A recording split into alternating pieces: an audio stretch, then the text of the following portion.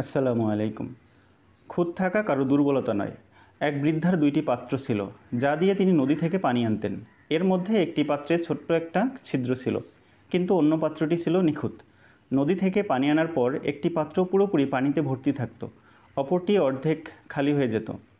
নিখুঁত পাত্রটি তার পূর্ণতার জন্য গর্বিত ছিল, কিন্তু বেচারা ছিদ্রওয়ালা পাত্র নিজের অপূর্ণতার জন্য লজ্জিত ছিল। একদিন খুঁতযুক্ত পাত্রটি বৃদ্ধার কাছে দুঃখ করে বলল, আমি সত্যিই নিজের অক্ষমতার জন্য লজ্জিত। আমার যা করা উচিত আমি সেটা কখনোই করে উঠতে পারিনি। আমার ভেতরের ওই ছিদ্র আমাকে আমার কাজ করতে দেয় না। বৃদ্ধা মৃদু হেসে বললেন, তুমি কি খেয়াল করেছো, তোমাকে যে রাস্তা দিয়ে নিয়ে আসা হয় তার একপাশে কত ফুল গাছের সারি? আমি তোমার ত্রুটি জানি, সেজন্য যে স্থান দিয়ে তোমাকে আনা হয় সেখানে আমি কিছু ফুলের বীজ ছড়িয়ে দিয়েছিলাম। সেই বীজ থেকে গাছ হয়ে তাতে ফুল জন্মায়।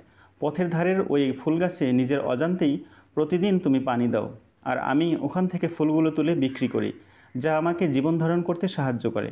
তুমি যদি খুঁতহীন হতে, তাহলে ওই ফুলগুলো ফুটতো না, আর আমাকেও হয়তো না খেয়েই দিন যাপন করতে হতো। আমাদের প্রত্যেকেরই কোনো না কোনো খুঁত থাকে। খুঁত থাকা কোনো দুর্বলতা নয়, বরং ঠিকমতো ব্যবহার করতে পারলে আপনার খুঁতগুলোই হতে পারে আপনার সবচেয়ে বড় শক্তির জায়গা।